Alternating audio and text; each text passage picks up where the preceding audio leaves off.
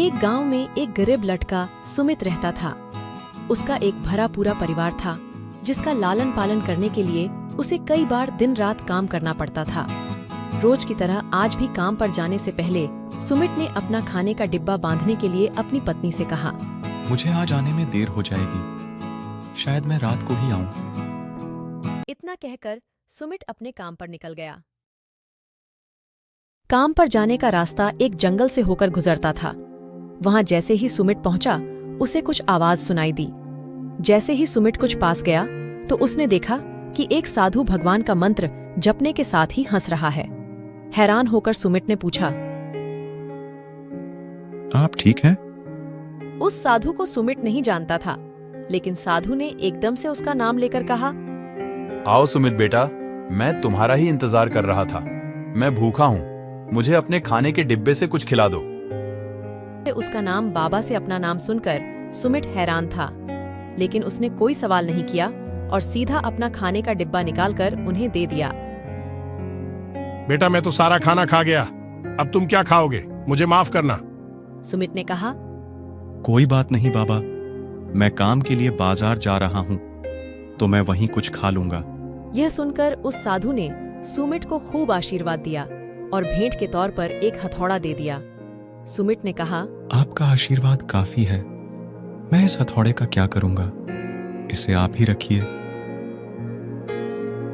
साधु ने जवाब देते हुए कहा, बेटा, ये मामूली हथौड़ा नहीं है, ये जादुई हथौड़ा है जो मेरे गुरु ने मुझे दिया था और अब मैं तुझे दे रहा हूं क्योंकि तुम्हारा दिल साफ है। इसका इस्तेमाल अच्छे कामों के लिए ही करना और किसी दूसरे के हाथ में इसे कभी मत देना। इतना कहकर वह बाबा वहां से अदृश्य हो गए। सुमित अपने हाथों में हथौड़ा लेकर बाजार काम करने के लिए चला गया। औजार बनाने से पहले उसके दिमाग में आया कि आज इसी हथौड़े से लोहा पीटता हूं। जैसे ही उसने लोहे पर हथौड़े से चोट मारी, वो सीधा औजार बन गया। दूसरी चोट में लोहे के बर्तन बन गए।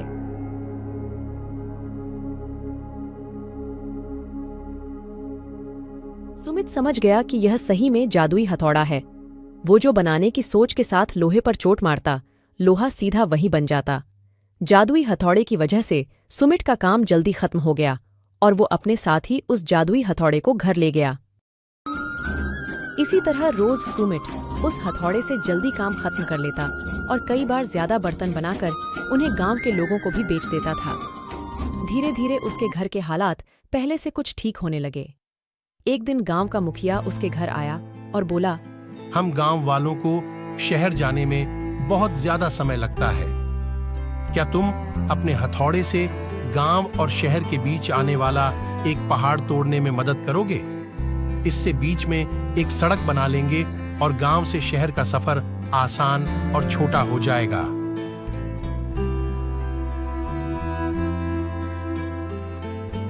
मुखिया की बात सुनकर सुमित ने उस जादुई हथौड़े से उस पहाड़ को तोड़ दिया। मुखिया और गांव के लोग बहुत खुश हुए और उसे खूब शाबाशी दी। पहाड़ तोड़ने के बाद घर लौटते समय लोहार के मन में हुआ कि इस जादुई हथौड़े से मेरा काम जल्दी हो जाता है, लेकिन कुछ ज्यादा फायदा तो हो नहीं रहा है। इसी सोच में डूबे हुए लोहार घर जाने की जगह दुखी होकर जंगल की तरफ चला गया। उस जंगल में वही साधु बाबा लोहार को दोबारा दिखा। लोहार ने उन्हें अपने मन की सारी बातें बता दी। साधु ने कहा, इसका उपयोग सिर्फ औजार और बर्तन बनाने व पहाड़ तोड़ने तक सीमित नहीं है। इससे तुम अपने मन का कुछ भी बना सकते हो और किसी भी कठिन चीज को आसानी से तोड़ सकते हो। सुमित ने अच्छे से साधु बाबा से उस जादुई हथौड़े को इस्तेमाल करने का तरीका सीखा।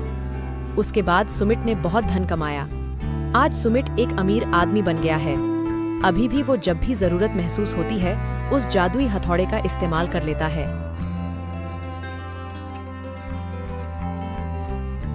कहानी से सीख, चाहे कोई वस्तु हो या दिमाग, इनका इस्तेमाल पूरी तरह से करना चाहिए।